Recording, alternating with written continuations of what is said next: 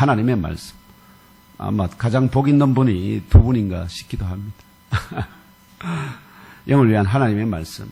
마태복음 25장 14절로 19절입니다. 찾아서 합독하겠습니다. 마태복음 25장 14절로 19절 합독합니다. 찾으신 줄 알고 시작합시다. 시작. 또 어떤 사람이 타국에 갈 때 그 종들을 불러 자기 소유를 맡김과 같으니 각각 그 죄능대로 한 사람에게는 금 5달란트를, 한 사람에게는 2달란트를, 한 사람에게는 1달란트를 주고 떠났더니 5달란트 받은 자는 바로 가서 그것으로 장사하여 또 5달란트를 남기고 2달란트 받은 자도 그와 같이 하여 또 2달란트를 남겼으되 1달란트 받은 자는 가서 땅을 파고 그 주인의 돈을 감추어 두었더니 오랜 후에 그 종들의 주인이 돌아와 그들과 결산할세. 아멘. 이 본문을 중심으로 아무것도 하지 않은 죄라는 제목으로 2023년 사순절 제2주 샬롬 축복 부흥전도 6주차 주일에 주시는 하나님의 말씀을 함께 상고하겠습니다. 제목같이 한번 읽을까요? 시작. 아무것도 하지 않은 죄. 네. 아무것도 하지 않은 것이 죄가 되는지 안 되는지 이런 주제가 되겠습니다. 오늘은 2023년 사순절 제2주 샬롬 축복 부흥전도 6주차 주일입니다. 올 한 해 온 가족 모두 더욱 강건하시고 또 범사가 잘 되고 주의 명령에 무조건 예스로 응답하시는 순종의 용사들로 연단되시기를 나사렛 예수 그리스도 이름으로 축원합니다. 무엇보다 먼저 여러 우여곡절 가운데서도 오늘 여기까지 선하게 인도하여 주셨고 또 이후에도 아낌없이 복과 은혜와 사랑을 부어주시며 영원한 생명으로까지 인도하여 주실 주 하나님께 감사 경배로 그 이름을 송축하며 높여드립시다. 할렐루야 만세! 할렐루야 만세! 아멘! 아멘! 네. 오늘 우리 각자의 한 주간 삶의 보고에 따라 새롭게 하달되는 명령이 무엇인지 주 하나님의 음성을 친히 들으시고 깨달아 알고 믿고 심령에 잘 박힌 못으로 영접하시는 영적 교제와 은혜의 시간 되시고 그 받으신 명령대로 온전히 순종하여 직면한 영적 실험과 영적 전투에서 이기고 승리하시기를 하나님의 집이시요 천국으로 통하는 유일한 문이 되시는 나사렛 예수 그리스도 이름으로 축복합니다. 영상을 하나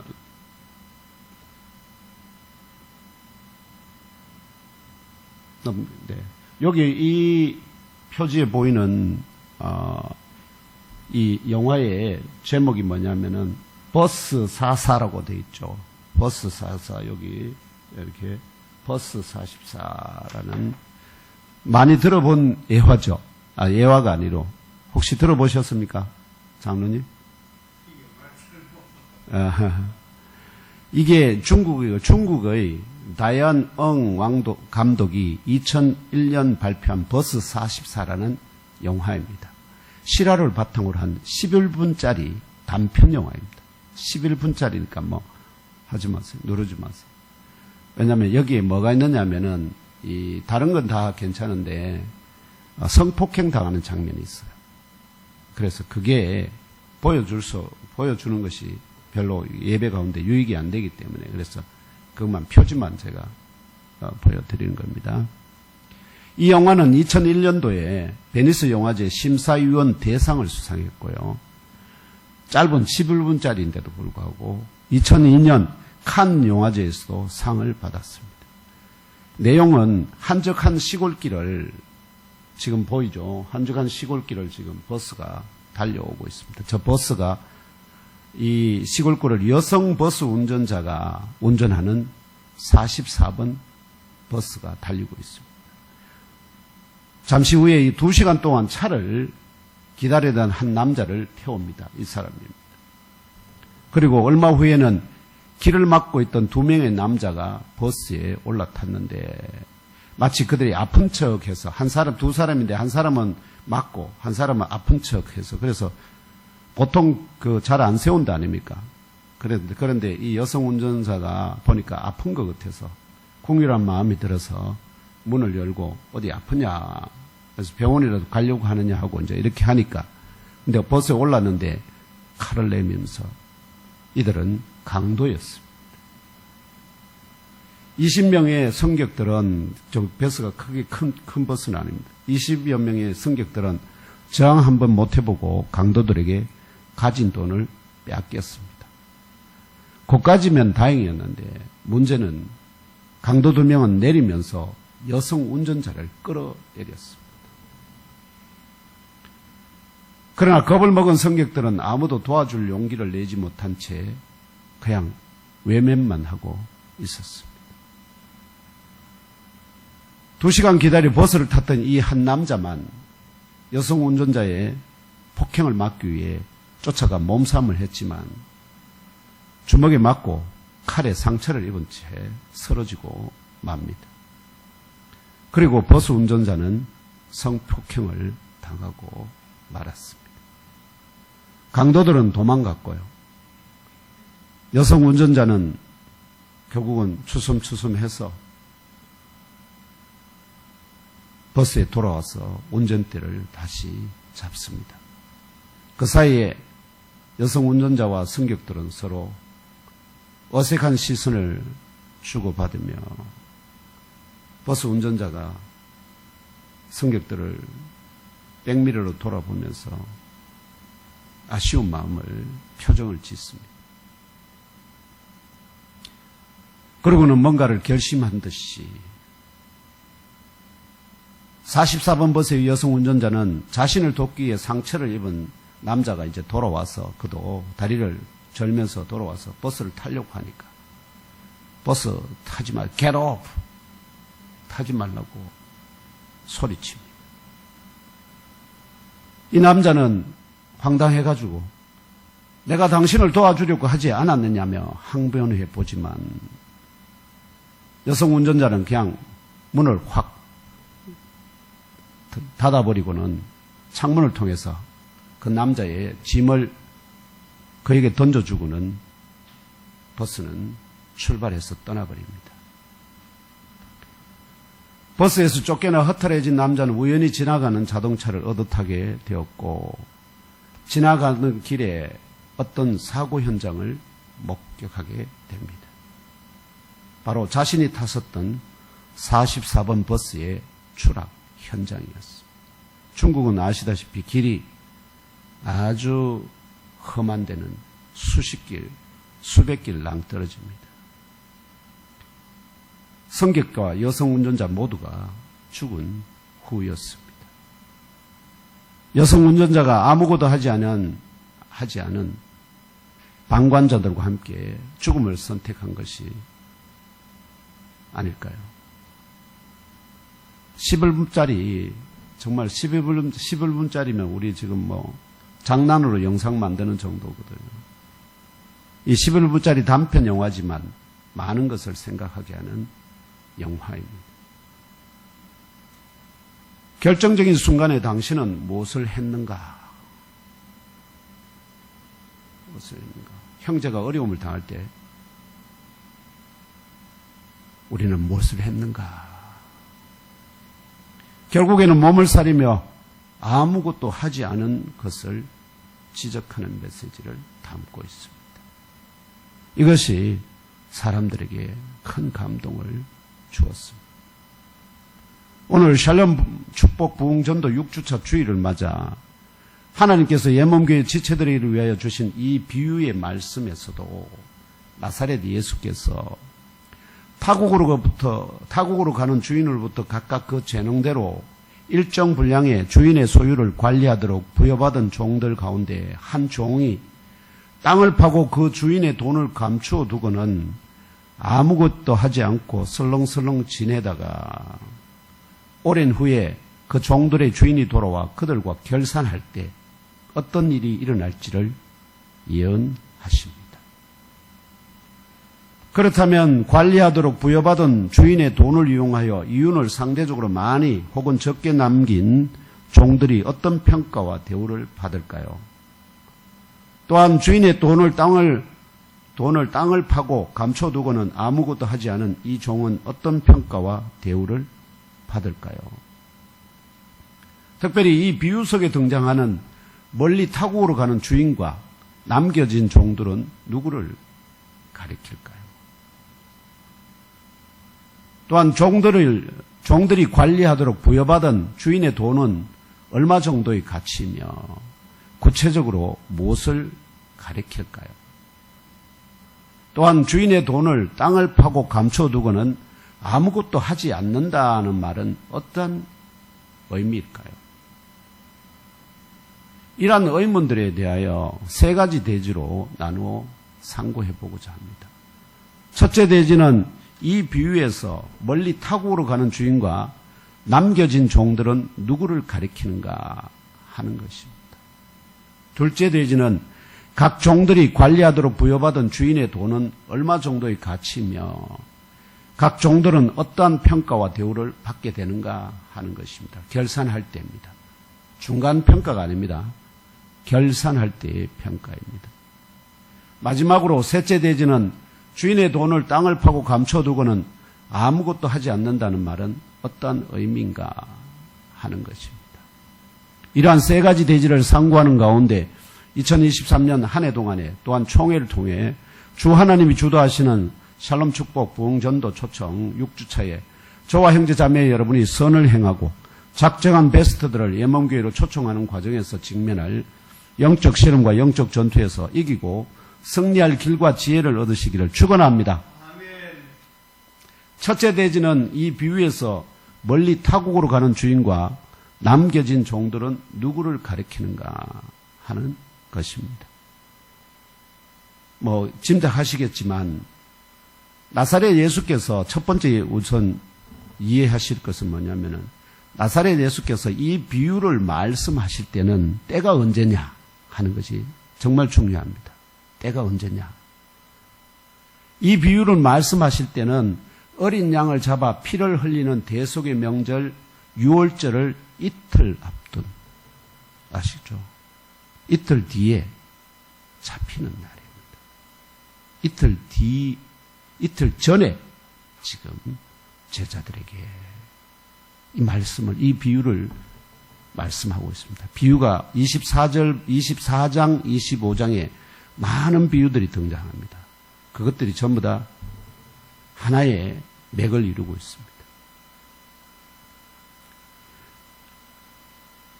그래서 이 어린 양을 잡아 피를 흘리는 대속의 명절 유월절을 이틀 앞둔, 그런데 제자들은 어떨까요?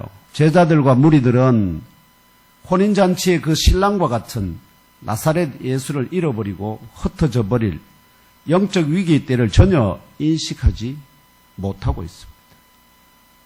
그래서 그들에게 그런 그들에게 지금 이 비유의 말씀을 하고 계시다 하는 것입니다. 첫 번째 그 때입니다. 이틀 전에, 6월절 이틀 전에 말씀하시고 계시다. 또한 이 비유의 배경이 어떠한 것인지. 왜냐하면 이 비유라는 것은 일상생활에서 아시죠? 농사 짓는 농부, 또 고기 잡는 어부, 그 다음에 장사하는 상인, 이런 사람들이 그 각 직업에 따라서 쉽게 어떻게 해요? 경험이 가능한, 그리고 쉽게 인식이 가능한, 너무나 자연스럽게 알아들을 수 있는 그런 주제들을, 내용들을 가지고 비유를 말씀하시기 때문에, 그렇다면 이 비유의 배경도 유대인들이 누구나 어떻게 이 비유를 듣는 제자들이 누구나 쉽게 인식할 수 있는 그런 보편의 주제라는 것을 보편의 주제야만 되겠죠, 그죠? 그래서 이 비유의 배경이 어떠한 것인지 여기서는 조금 애매할 수 있는데, 마태복음에서는 누가복음 19장의 문화 비유를 통하여 더 자세하게 알 수 있습니다. 문화 비유, 누가복음 19장 12절로 15절, 그 다음에 20절, 총 27절까지인데 중간에 생략하고 12절에서 15절 그리고 27절만 함께 읽겠습니다. 시작. 이르시되 어떤 귀인이 왕위를 받아가지고 오려고 먼 나라로 갈 때에 그 종 열을 불러 은화 열문화를 주며 이르되 내가 돌아올 때까지 장사하라 하니라. 그런데 그 백성이 그를 미워하여 사자를 뒤로 보내어 이르되 우리는 이 사람이 우리의 왕됨을 원하지 아니하나이다 하였더라. 귀인이 왕위를 받아가지고 돌아와서 은화를 준 종들이 각각 어떻게 장사했는지를 알고자 하여 그들을 부르니 그리고 내가 왕됨을 원하지 아니하던 저 원수들을 이리로 끌어다가 내 앞에서 죽이라 하였느니라. 아멘. 잘 안 보이죠? 좀 글자가 작아서 내용이 많다 보니까 좀 그렇습니다. 요 내용 속에 좀 더 분명하게 귀인이 왜 타국으로 가는지 뭘 받으러? 왕위를 받으러 간다. 왕위. 거기 나와 있죠. 어떤 귀인이 왕위를 받아가지고 오려고, 즉, 지금 이 주인이 먼 나라 타국으로 가는 이유는 바로 왕이 되기 위해서 타국으로 가게 된다 하는 것입니다. 이러한 근거들을 종합하면요. 여기 수많은 근거들이 있습니다. 이러한 근거들을 종합하면 나사렛 예수께서 이틀 뒤에 하나님의 일을 위하여 스스로 체포되고 3일 뒤에 십자가에 매달려 죽으시고 무덤에 묻혔다가 3일째 새벽에 다시 살아 부활하신 후에 사도들과 많은 제자들에게 보이신 후 40일 뒤에 다니엘서 7장 13절 14절이 예언하는 바 하늘 구름을 타고 와서 옛적부터 항상 계신 이에게 나아가 그 앞으로 인도되어 그에게 권세와 영광과 나라를 받기 위해서 또 모든 백성과 나라들과 다른 언어를 말하는 모든 자들이 영원히 섬기게 하실 자, 곧 그를 뭐라고 부르냐면 인자라고 불러요. 그 인자가 되시기 위하여 지금 이 세상 나라에서 타국이 어딜까요? 타국으로 간다고 하죠. 이 세상 나라와 구별되는 나라가 타국이죠. 바로 천국입니다. 하나님 나라로. 이 세상 나라에서 타국 곧 하나님의 나라로 떠나가시는 자기 자신을 비유속 주인으로, 아시겠죠? 주인으로 자기 뒤를 따르고 있는 제자들을 비유속 남겨진 종들로 예표하고 있음을 깨달아 알 수 있습니다. 이해되시죠? 이 비유의 주인이 그리스도 예수, 나사렛 예수이고 그 주인은 떠나가지만 제자들은 어떻게요? 남겨진다 하는 것입니다. 떠나가기 전에 그들에게 뭘 준다는 거죠? 지금 당신의 소유들을 나누어서 그 각 종들의 달란트에 맞게 나눠준다. 관리하도록. 근데 그 소유권은 누구에게 있다? 나사렛 예수에게 있다 하는 것을 말씀하십니다. 그러므로 오늘 본문 14절은 앞선 25장 1절의 비유, 여기서 25절의 비유, 곧 그때의 천국은 마치 등을 들고 신랑을 맞으러 나간 열처녀와 같다는 연장선에 있습니다. 25장 1절 함께 읽어볼까요? 25장 1절 함께 읽겠습니다. 25장 그 바로 앞에 1절 25장 1절 시작. 그때의 천국은 마치 등을 들고 신랑을 맞으러 나간 열처녀와 같아의 이 가타의 이 연장선에 있습니다. 또 나오지 않습니까? 즉 지금 천국에 대해서 천국은 어떤 사람이 타국에 갈 때 그 종들을 불러 자기 소유를 맡긴과 같으니라는 비유입니다. 이해되십니까? 천국이 어떻게 소유를 맡기는 것과 같을까? 헷갈리지 않습니까? 약간 이 천국 비유의 해석에서 천국은 마치 무엇과 같아 말할 때 예수께서 말할 때 같다는 말로 번역된 헬라의 원어의 의미가 뭐냐니까 닮았다 이런 뜻입니다. 꼭 같아 이렇게 말하는 것보다는 닮았다. 아시겠죠? 같다는 의미하고 닮았다는 좀 다릅니다. 같다는 거하고 이해되죠? 그죠? 같은 거는 마치 그림자, 내가 지금 거울을 보고 있는 것과 같은 거고 그러면 달라면 안 됩니다. 그런데 닮았다 하는 것은 뭐가 차이가 있다 하는 것이죠. 그럼에도 불구하고 그것을 비교할 만하다 이런 뜻이거든요. 약간 이제 그 갭이 있습니다. 그래서 그렇게 읽어야 닮았다 혹은 닮은 꼴이다로 읽어야 비유의 의미에 더 폭넓게 접근할 수가 있습니다. 같아 이렇게 해버리는 순간에 이게 같으면은 그걸 같은 부분을 찾다가 보면은 나중에 이게 이 의미가 이해가 안 돼요. 그러니까 닮았다. 혹은 닮은 꼴이다. 이런 의미입니다. 다시 말하면 1절은 그때의 천국은 마치 등을 들고 신랑을 맞으러 나간 열 처녀와 닮은 꼴이다. 이런 뜻이고요.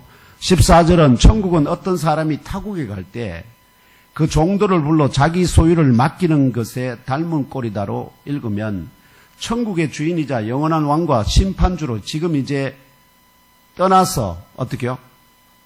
영원히 계신 분 앞으로 나아갈 거 아닙니까? 지금 그걸 바라보면서 제자들에게 이 나사렛 예수 그리스도께서 이 천국 비유를 통하여 어떤 자들이 자기 나라를 함께 차지하여 지배하는 복을 받게 되는지, 어떤 자들이 심판을 받아 영원히 타는 불못의 화를 받게 되는지 그 평가의 기준을 미리 알려주시고 예언하신다는 영적 지들을 깨달아 알고 믿고 잘 박힌 못으로 심령 깊은 곳에 영접하시기를 축원합니다. 왜냐하면 지금은 나사렛 예수로 있지만 이제 곧 어떻게요? 타국으로 가서는 뭘 받는다는 겁니까? 보이는 세계와 보이지 않는 모든 세계를 지배할 통치권의 왕으로 등극하시게 되거든요. 그럼 모든 소유가 누구의 것으로 바뀝니까? 나사렛 예수 그리스도의 것으로 바뀌게 되거든요. 그렇게 되면은 어떻게요? 당신이 누구에게 자기 나라의 주인이 참여하는 이 복에 참여하게 할 건지, 누구에게 어떻게요?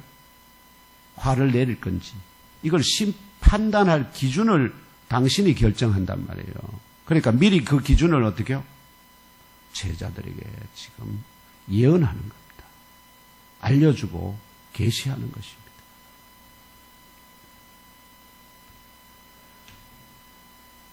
그래서 결국 오늘 그거에서 이 비유 속의 주인은 지금 현재의 나사렛 예수 그리스도라보다는 자기들 앞에 있는 나사렛 예수라기보다는 어떻게 해요?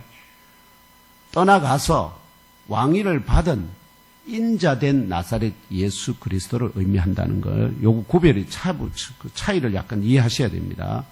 그 다음에 종들은 이 땅에 주인이 떠나가고 남겨놓은 제자들, 그리고 오늘의 저와 형제 자매 여러분인 줄 믿습니다.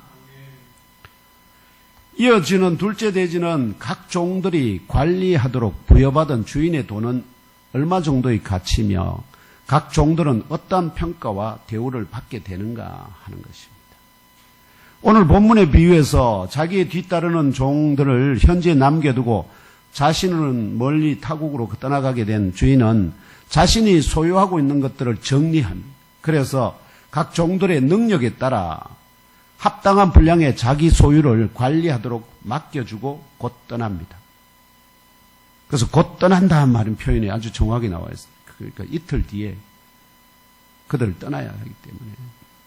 종들 가운데 한 종에게는 정말로 5달란트를 맡겨 주었습니다. 또 다른 종에게는 2달란트를 맡겨 주었습니다. 그리고 한 종에게는 1달란트를 맡겨 주었습니다. 오늘 본문 15절에서 금 5달란트라 이렇게 번역하잖아요. 15절. 오늘 본문 15절. 금 5달란트라 번역하고 18절에서는 돈이라 번역하는데 이 돈이라는 단어로 사용된 이 단어는 금이 아니라 은입니다. 그리고 금 5달란트 할 때 달란트라는 말이 있지 금이라는 말은 없습니다. 없는 말을 어떻게 해요? 임의로 지금 첨가해놨다 이 말입니다. 우리 번역에서. 그러므로 오늘 본문 15절, 17절에서 이 달란트가 금인지 은인지 분명하지 않으나 18절에서는 종들이 받은 주인의 소유가 돈인데 이게 곧 뭐냐니까 은이에요. 은이라는 단어란 말이죠. 은이 돈으로 서 있으니까. 그 은임을 알 수 있습니다. 그러니까 결국 이 금 한 달란트, 5달란트, 이거 그 말은 어떻게요? 아닙니다. 그냥 5달란트를 받았다는 말로 표현하는 게 맞습니다. 그래서 금이라는 단어를 쓰면 안 됩니다, 거기는. 왜냐하면은 금과 은 사이에는 15배 정도의 가치 차이가 있거든요. 엄청난 차이입니다, 15배면. 자, 여기 화폐 한번 보여주실래요? 예. 아까 여기 보면은 이제 문화 비유 나오잖아요. 이 은 3,000세겔 혹은 은 6,000 드라크마가 은 60문화에 해당되거든요. 그러면 한 문화는 얼마에 되겠냐면은 여기에 지금 이거 비유하면은 은 한 문화가 60문화하고 은 6,000 드라크마가 같은 거니까. 그러면은 은 한 문화는 대략 1,000 드라크마예요. 1,000 드라크마면 얼마인지 아십니까? 한 드라크마가 노동자 하루의 일당이거든요. 그러면 현재 우리로 일반 노동자로 치고 하루에 10만 원 쳐봅시다. 10만 원 치면은 1,000일이니까 얼마입니까? 대략 10문화 받으면 1,000일이면 대략 365 그게 해가지고 3년치거든요. 아무튼 1,000이니까 10배 하면은 대략 그러니까 1,000이면은 1,000만 원에서 억이 되죠, 그죠? 대략 10배면은 억이 됩니다. 억. 10문하면 1억 정도 받아가지고 장사하라고 미천을 주셨다 이런 뜻입니다. 문화비에서는 1억 정도입니다. 근데 여기는 억이 아니라 문화가 아니라 뭡니까? 달란트예요. 5달란트, 2달란트, 1달란트. 그러면 1달란트는 얼마가 해당되느냐? 1달란트는 여기 보시면은 이게 금 1달란트는 15배, 은 15배이기 때문에 그 은을 중심으로 은 1달란트면 대략 은 6,000 드라크마야 된대요. 그러면 이 은 1드라크마가 노동자 하루니까 약 6,000 노동자의 6,000일에 해당되거든요. 그걸로 하면은 현재화가 일당으로 환산하면 현재 그 기준은 얼마가 되느냐? 대략 6억이 됩니다.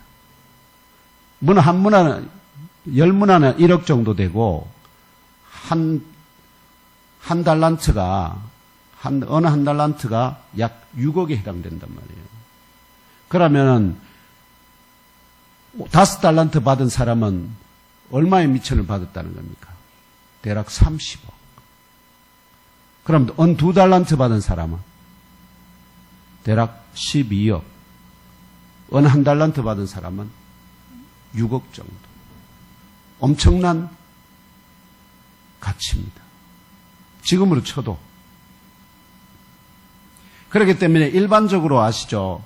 어떤 주인이 다른 데 나갈 때 종들에게 이렇게 큰 재산을 소유하도록 맡겨주지는 않습니다. 그러면은 이 5달란트, 달란트비 아까 드라크마 그 문화 비유는 주인이 보통 멀리 갈 때 믿는 종들에게 그 정도를 줄 수 있다고 생각이 되는데 1억 정도씩 줘가지고 장사하라 할 수는 있는데 여기서 달란트는 그런 일반적으로 주인들이 종들에게 맡길 수 있는 수준이 훨씬 뛰어넘는다. 그 말은 이 달란트 비유 속에 나오는 달란트라는 것은 단순히 재물적인 관점을 넘어서 뭐라는 거죠? 그거보다 훨씬 가치 있는 것이다. 가치 있는 것을 맡겨주고 그걸로 장사하라 했다 하는 것입니다. 이렇게 주인의 소유를 맡은 각 종들이 어떻게 관리했는지와 주인이 돌아와 그 종들과 결산할 때 받는 대우가 무엇인지가 이제 우리에게 중요한데 대략 여기서 그래서 생각할 수 있는 이 달란트라고 하는 것은 대략 뭘 생각할 수 있느냐면은 종들에게 뭘 맡겨놨을까요? 그리스도의 본래적인 소명이 뭐였습니까? 하나님 나라를 전파하는 거 아닙니까? 그 하나님 나라를 전파하는 건데 그 하나님 나라를 전파하는 그들에 대한 복음 사역자로서요. 복음과 하나님의 말씀이죠. 그죠? 그들에게 맡겨진 것이. 그 다음에 그 말씀과 더불어서 뭘 맡겨줄까요? 이 종들에게는 사람들의 생명을 맡겨주거든요. 사람들의 생명을. 그들을 어떻게 해요? 소수를 맡겨줄 테니까 그걸로 가지고 더 장사해서 어떻게 해요? 더 많이. 물론 자기 자신일 수 있습니다. 자기 자신도 뭐가 되겠습니까? 자기 자신도, 왜냐하면 예수께서 1만 달란트 되는 자기 자신을 통해서 우리를 값주고 샀지만 우리는 1만 달란트의 가치가 없죠. 우리는 대략 어찌요? 5달란트, 어떤 사람은 5달란트, 어떤 사람은 2달란트, 어떤 사람은 1달란트, 그런 가치가 있는지도 모르겠습니다. 아무튼 그래서 뭐하고가 달란트라고 하는 것은 뭐하고 관련됐습니까? 주의 말씀, 또 나중에 뭘 부어주십니까? 성령의 능력. 어떤 사람은 사도를 삼으시잖아요.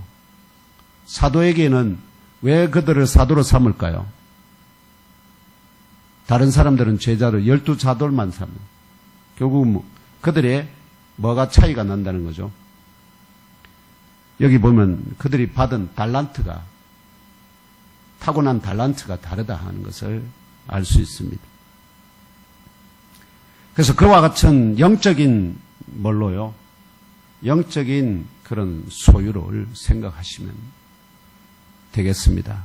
아무튼 이렇게 주인의 소유를 맡은 각 종들이 어떻게 그것을 관리했는지와 주인이 돌아와 그 종과 결산할 때 받는 대우가 무엇인지 알아보겠습니다. 첫째, 5달란트 받은 종은 바로 가서 그것으로 오랫동안 열심히 장사하여 결산할 당시에 최종적으로 몇 달란트를 남겼습니까? 받은 것만큼 5달란트를 남겼습니다. 엄청난 30억 갖고 30을 남겼다 하는 것입니다. 이 종에 대한 주인의 평가와 대우가 무엇인지 오늘 본문에 이어지는 21절에 나옵니다. 21절 찾아서 함께 읽으며 알아봅시다. 21절 함께 읽겠습니다. 시작. 그 주인이 이르되 잘하였도다. 착하고 충성된 종아, 네가 적은 일에 충성하였음에 내가 많은 것을 내게 맡기리니 내 주인의 즐거움에 참여할지어다 하고. 아멘. 이 종에 대한 주인의 평가는 잘하였도다. 착하고 충성된 종이다는 칭찬이고요. 이 종에 대한 대우는 네가 적은 일에 충성하였음에 내가 많은 것을 내게 맡기리니 내 주인의 즐거움에 참여할지어다 입니다. 이는 주인의 소유들이 주인의 소유가 이 땅에 있을 뿐만 아니라 어디에 지금 주인이 왕권을 받아서 지금 그의 소유가 어떻게 됐습니까? 온 세상이 다 그의 것이 되었거든요. 천국과 그 안에서 주인이 누리는 모든 권세와 영광에 참여하는 복을 얻게 된다는 약속이자 예언입니다. 믿습니까? 그대로 성취되고 이루어질 줄 믿습니다. 둘째, 2달란트 받은 종은 어떻게 했을까요? 종도 바로 가서 그것을 오랫동안 열심히 장사하여 결산할 당시에 최종적으로 2달란트를 남겼습니다. 이 종에 대한 주인의 평가와 대우가 무엇인지 오늘 본문에 이어지는 23절에 나옵니다. 차서 함께 읽으며 알아봅시다. 23절입니다. 시작. 그 주인이 이르되 잘하였도다. 착하고 충성된 종아, 네가 적은 일에 충성하였음에 내가 많은 것을 내게 맡기리니 내 주인의 즐거움에 참여할지어다 하고. 아멘. 이 종에 대한 평가도 역시 잘하였도다. 착하고 충성된 종이라는 칭찬입니다.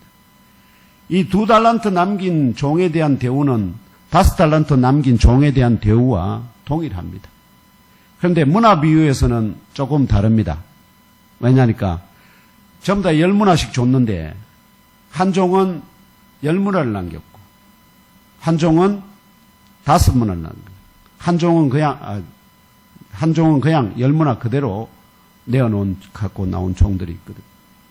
그래서 거기에 따라서 10골을 지배할 권세를 주고 5권세를 지배할 권세를 줍니다. 그런데 다 같은 그런 권세를 주지만 그 양에 있어서 어떻게요? 상급의 차이가 있을 수 있다 하는 것을 또한 말씀해 주십니다. 그래서 무조건 절대적으로 동일하다 말씀할 수 없다 하는 거 아시겠죠? 그래서 여기서는 같은 칭찬, 같은 말하면은 다 대우가 주어지지만 다른 모든 부분들을 다 하면은 상급에 약간씩 차이가 있을 수 있다는 것을 알 수 있습니다. 그대로 성취되고 이루어질 줄 믿습니다. 문제는 셋째입니다. 1달란트 받은 종은 다른 종들처럼 바로 가서 그것을 오랫동안 열심히 장사하지 않고요. 땅을 파고 그 주인의 돈을 감추어 두었고 결산할 당시에까지 아무것도 하지 않았습니다. 아무것도 하지 않았다. 아무것도. 그리고 결산할 당시에 주인에게 하는 변명이 무엇인지 오늘 본문에 이어지는 24절, 25절에 나옵니다. 차서 함께 읽으면 알아봅시다. 종이 뭐라고 변명하는지 함께 읽겠습니다. 시작. 1달란트 받았던 자는 와서 이르되 주인이여 당신은 굳은 사람이라 심지 않은 데서 거두고 해치지 않은 데서 모으는 줄을 내가 알았으므로 두려워하여 나가서 당신의 달란트를 땅에 감추어 두었나이다. 보소서 당신의 것을 가지셨나이다. 아멘. 이 종에 대한 주인의 평가와 대우가 무엇인지 이어지는 26절로 30절 함께 읽으면 또 알아보겠습니다. 시작. 그 주인이 대답하여 이르되 악하고 게으른 종아 나는 심지 않은 데서 거두고 해치지 않는 데서 모으는 줄로 내가 알았느냐. 그러면 내가 마땅히 내 돈을 취리하는 자들에게나 맡겼다가 내가 돌아와서 내 원금과 이자를 받게 하였을 것이니라 하고 그에게서 그 1달란트를 빼앗아 10달란트 가진 자에게 주라. 무릇 있는 자는 받아 풍족하게 되고 없는 자는 그 있는 것까지 빼앗기리라. 이 무익한 종을 바깥 어두운 데로 내쫓으라. 거기서 슬피 울며 이를 갈리라 하니라. 아멘. 이 아무것도 하지 않고 변명을 늘어놓는 이 종에 대한 주인의 평가는 앞에서 잘하였도다. 착하고 충성된 종과는 반대되는 악하고 게으른 종이라는 비난입니다. 악하고 게으른 종에 대한 대우는 처음 받았던 1달란트마저 빼앗겨 빈털터리가 되었을 뿐만 아니라 이 무익한 종을 바깥 어두운 데로 내쫓으라. 거기서 슬피 울며 이를 갈리라는 정죄와 화도 당하게 됩니다. 아무것도 하지 않은 것이 결국 뭐라는 거죠? 죄가 된다는 것입니다. 죄가 된다는 것입니다. 이는 영광의 빛으로 가득한 천국에서 쫓겨나 바깥 어두운 데 곧 흑암으로 둘러싸인 가운데 있는 불못은 흑암으로 둘러싸여 있습니다. 흑암으로 둘러싸인 가운데 있는 불못에 던져지게 되므로 슬피 울며 그 고통과 아픔에 이를 갈게 된다는 예언입니다. 그대로 성취되고 이룰 줄 믿습니다. 결론적으로 생각해보면 아시겠지만 지금은 나사렛 예수께서 그들 눈에 보기에 랍비 내지는 그에서 하나님의 아들이라는 그들의 그거는 고백은 하지만 그 의미를 정확하게 모르고 있단 말이에요. 그런데 그가 지금 이제 어떻게요? 나사렛 예수가 결국은 죽으시고 다시 살아 부활하시고 영원히 계신 분에게 나아가게 되면은 그가 받을 것이 무엇입니까? 보이는 세계와 보이지 않는 모든 세계에 대한 통치권, 소유, 모든 것을 얻게 되니까. 그러면은 이 주인은 생각하는 겁니다. 그 모든 것을 얻었을 때 내가 누구에게 복을 줄 것인가? 누구에게 화를 줄 것인가? 생각할 때 결국 뭐죠? 이 땅에서 작은 것을 맡겨줬는데 주인의 것을 맡겨줬는데 그것을 어떻게요?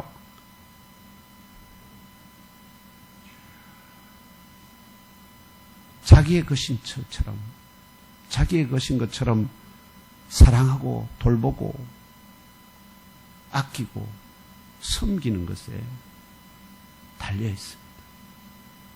이해되십니까? 내 거 아니지만 내 주인의 것이니까 어떻게든 주인을 영광을 위해서 그 재산을 늘리고 그 소유를 늘리고 그것을 아끼고 사랑하고 섬기고 돌보고 이런 그의 행위가 결국은 뭐로부터 주인으로부터 뭘 받을까요? 잘하였다. 착하고 충성된 종이라는 칭찬을 얻게 된다는. 첫 번째가 그래서 뭐라는 거죠? 그 주인의 것을 사랑하는 겁니다. 사랑하는 것. 주인의 것을 사랑하는 겁니다. 하나님의 집을 사랑하고 하나님의 형제 자매들을 어떻게요?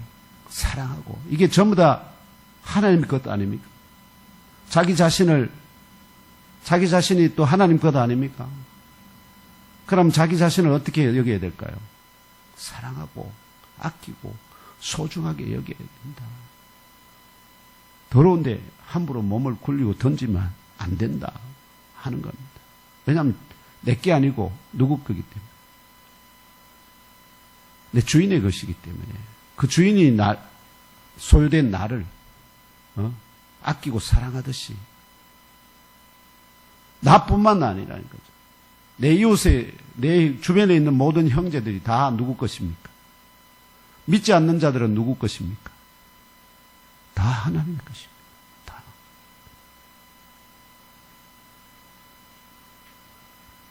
지극히 당연하고 합당하지 않겠습니다. 장로님이 주인 되는데 종들이 사업을 열었어요. 그죠? 사업을 열었는데 그 직원들이 자기 사업처럼 아끼고 사랑하고 그런 종들에게 뭘 줍니까? 상여금뿐만 아니죠. 높은 자리 다 진급시키고 하지 않겠습니까?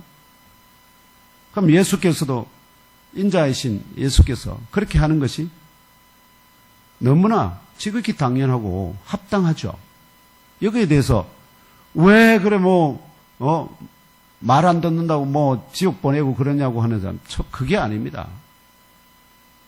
주인의 것을 이 땅에서 맡겨준 주인의 것을 어떻게 해요?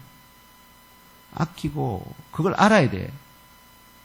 이게 누구 것인가? 내 건가? 누구 거? 그걸 그래서 제가 말씀드리잖아요. 이게 내 건지 누구 건지 모르면 그게 모두 다 뭐가 된다? 죄가 된. 죄라고 하는 것은 내 거 하는 것을 내 마음대로 하는 것이 죄이기 때문에 주인의 것을 맡았는데 그 주인의 것을 아끼지도 사랑하지도 않고 그것을 어떻게 해요? 주인을 위해서 가꾸지도 않고 돌보지도 않는 그것이 바로 뭐라는 거죠? 죄가 된다는 것입니다.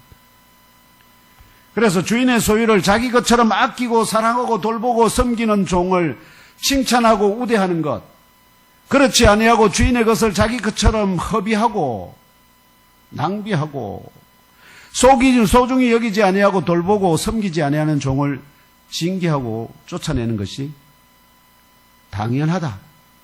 그렇지 않나요? 동의하십니까? 이것이 그들에게 받는, 아시죠? 이 달란트 비유에서 종들이 받는 그 대우는 너무나 당연하고 합당하다.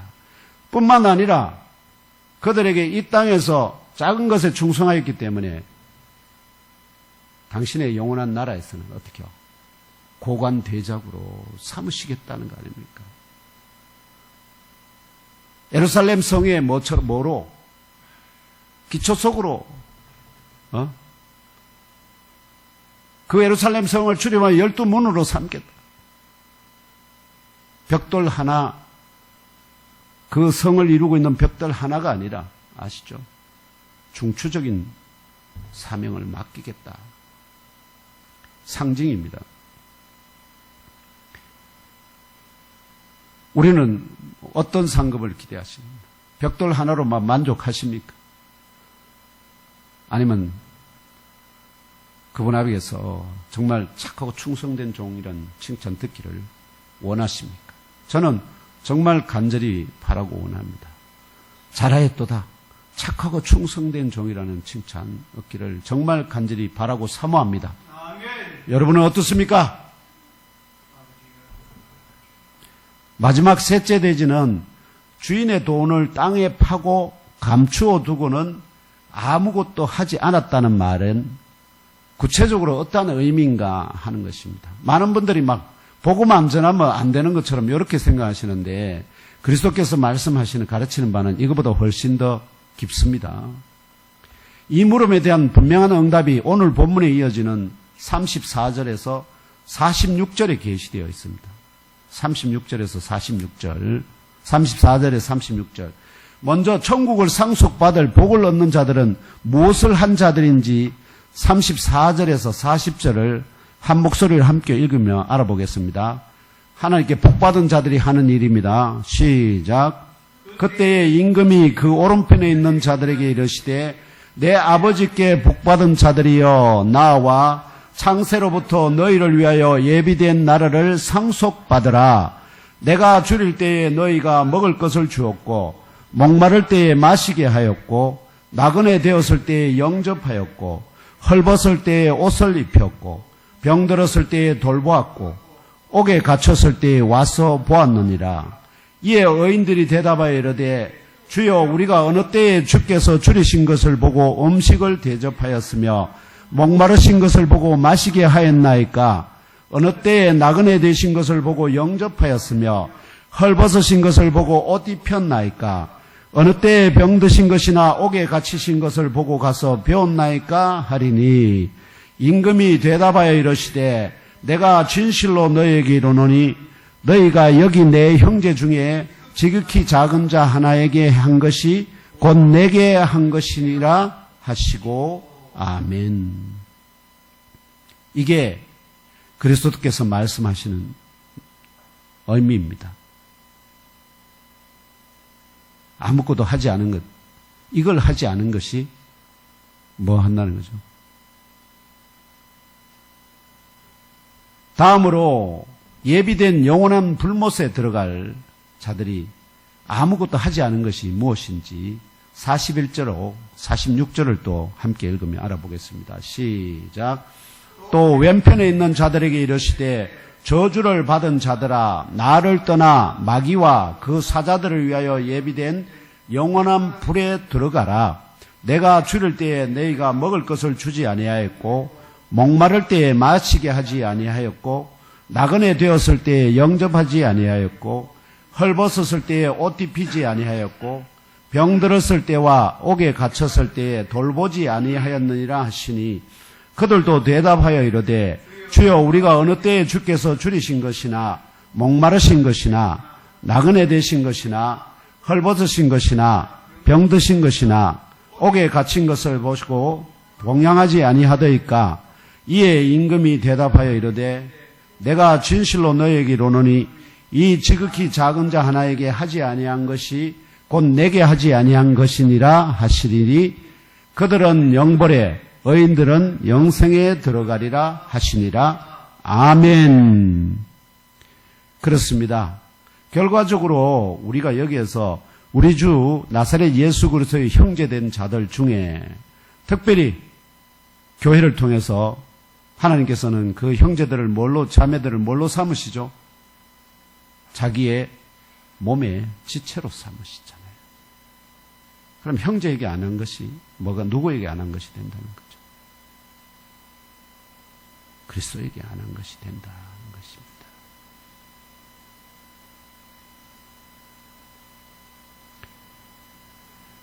동시에 나사렛 예수 그리스도 형제된 자들 중에 지극히 작은 자 하나에게 한 것이 사랑하고 돌보고 섬기고 베푼 것이 곧 주님께 한 것이고 또한 예몽교의 지체들 가운데 지극히 작은 자 하나에게 하지 아니한 것이 곧 주님께 하지 아니한 것임을 깨달아 아시고 형제 자매가 줄일 때에 먹을 것을 나누고, 형제자매가 목마를 때에 마시게 하고, 형제자매가 복음 전파와 박해를 받아 유랑하는 나그네가 되었을 때에 같은 박해를 받을 염려를 넘어 영접하여 드리고, 형제자매가 헐벗었을 때에 옷 입히고, 형제자매가 병들었을 때와 옥에 갇혔을 때에 돌보시는 저와 형제자매 여러분이 되시기를 주 예수 그리스도의 이름으로 축복합니다.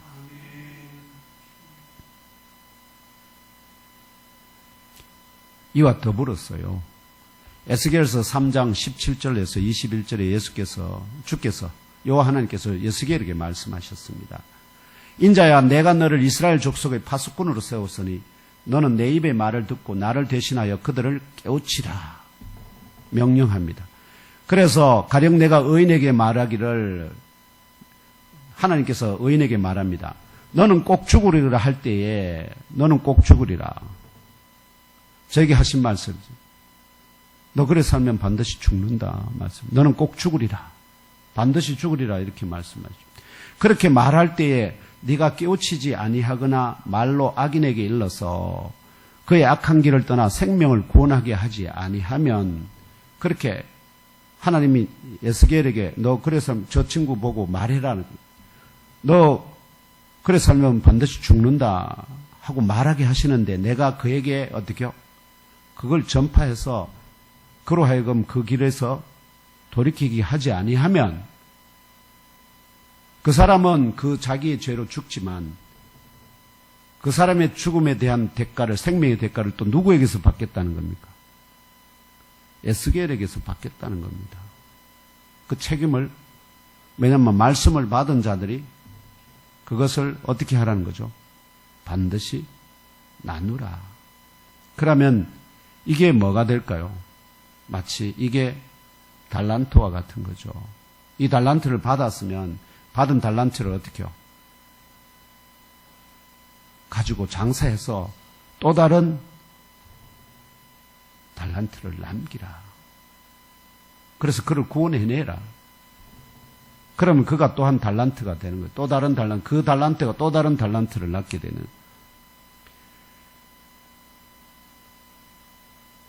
그래서 내가 악인을 깨우치되 그가 그의 악한 마음과 악한 행위에서 돌이키지 아니하면은, 아시겠죠? 내가 그렇게 했는데도 돌이키지 아니하면 그는 그의 죄악 중에서 죽으리니와 너는 내 생명을 보존하리라. 너에게는 죄를 묻지 않겠다. 이런 뜻이죠. 또 여기에 정말 중요한 말씀입니다. 또 의인입니다. 의인이 그의 공의에서, 의로움에서 돌이켜 악을 행할 때에는 이미 행한 그의 공의는 기억할 바가 아니라. 무슨 말입니다. 무슨 말입니다. 지금까지 의롭게 살아왔는데, 근데 미혹을 받아서 어떻게 해요? 이단에 빠져서 사람들을 내가 해보니까 진짜 이게 참 진리다 해서 성도들을, 양들을 빼가지고 거기다 갖다 바치면 그들의 생명의 대가를 누구에게서 받겠습니까? 의인이라고요. 천만에 네가 그동안 행한 모든 것은 기억되지 않는다. 지금 행한 그 악이 어떻게 해요? 그걸로 심판받게 된다. 그러므로 혹시라도 의인인데, 아시죠? 교회에 그동안 성도로서 열심히 다녔는데 여러 가지 사건으로 주 앞에 나오지 못하고 있는 자들이 있다면 그들은 여러 가지 핑계를 댑니다. 마치 한 달란트 받은 종들처럼 뭐 가정에서 자녀들하고 예배하고 상황이 이래서 어쩌고 저쩌고 하겠지만, 그런 그들에게 어떻게 해요? 그렇게 살면 죽는다 하고 도전해야 할 책무가 그 말씀을 받은 자들에게 있다 하는 것입니다. 제게 말씀하셨지 않습니까? 너 그래 살면 죽는다.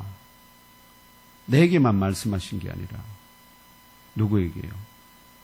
내가 만나는 모든 사람에게 지금 말하라는 뜻이 안 되겠습니까? 그걸 전하지 않으면 그런 두려움을 느끼게 됩니다.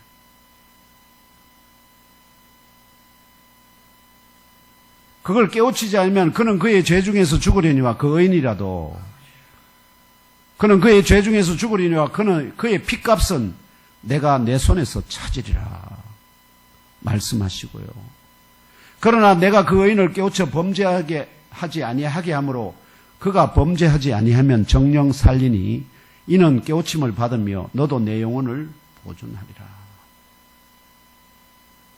깨우쳐야만 우리가 살 수 있는, 저는 그런 사명을 받은 것 같습니다.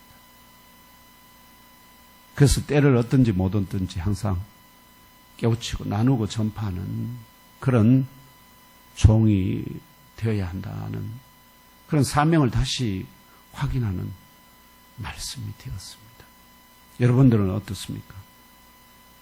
결론적으로 하늘의 머리 되신 그리스도 예수로부터 이 세상 땅으로 강림하신 성령의 교통하심으로 그 몸에 강하고 장성한 지체된 성도들은 그리스도 예수의 천지국 하나님 나라를 전파하는 일, 그래서 그들을 그 하나님 나라의 백성이 되게 하는 이 일, 그 사명을 위한 주께서 총회를 통하여 일하시는 샬롬 축복 부흥 전도 초청 잔치에 그 목숨을, 그 생명을 구원받게 하기 위하여 베스트를 초청하는 과정에서 혹시라도 부득불 거부당하고 외면당하고 손절당하고라도 낙심하거나 낭망치 마시기 바랍니다. 왜냐하면 그들은 그들의 죄 가운데 죽겠지만 여러분들에게는 무엇을 묻지 않는다는 거예요. 전하기만 하면, 다가가서 전하기만 하면 그들의 핏값을 찾지 않겠다고 약속하시니까. 그 거부와 다만 외면과 손절에 대해서는 오히려 하늘나라에 어떻게요? 보상이 그때마다 천국에 저장되어 몇 갑절로 더 풍성하게 받게 된다는 영적 진리를 깨달아 알고 믿고 무조건 예스하고 순종하고 복종하도록 재창조된 영적 이스라엘 되시기를 예수님 이름으로 축복하며 기원합니다. 아멘. 이제 말씀을 맺고자 합니다. 지금 오늘 여기까지 저와 형제자매 여러분의 속사람도 물과 성령으로 거듭났지만 갓난아이에서 자라고 장성한 세상이 감당치 못하는 참 성도로 또 사람을 취하는 영의 여부가 되게 하기 위하여 영적인 사람 푸뉴마티코스로 성숙되는 과정에 있습니다. 그러는 가운데 우리 각자 안에 영접한 그리스도 예수 안에 거하시는 하나님으로 인하여 우리를 성전 삼으심과 천국으로 들어가는 문도 우리의 믿음 안에 허락하심을 기억하고 환난과 밖에 영적 바람이 불더라도 또 선을 행하는 중에 당하는 고난이라도 욕을 욕으로 악을 악으로 갚지 말고 원수를 향하여서도 오히려 복을 빌어주므로 하나님이 예비하신 한 사람이라도 취하여 총회 주간 샬롬 축복 부흥 전도 6주차 주간에 다시는 영원히 부패하지 아니할 예수 그리스도의 몸의 지체로 곧 유일하신 참 교회인 예몸교의 지체로 주 하나님께 올려드리는 충성된 앱으로 쓰임 받으시기를 하나님의 집이시자 천국의 주인이시요 우리들의 참 머리가 되시는 나사렛 예수 그리스도 이름으로 축원합니다. 아멘. 잠깐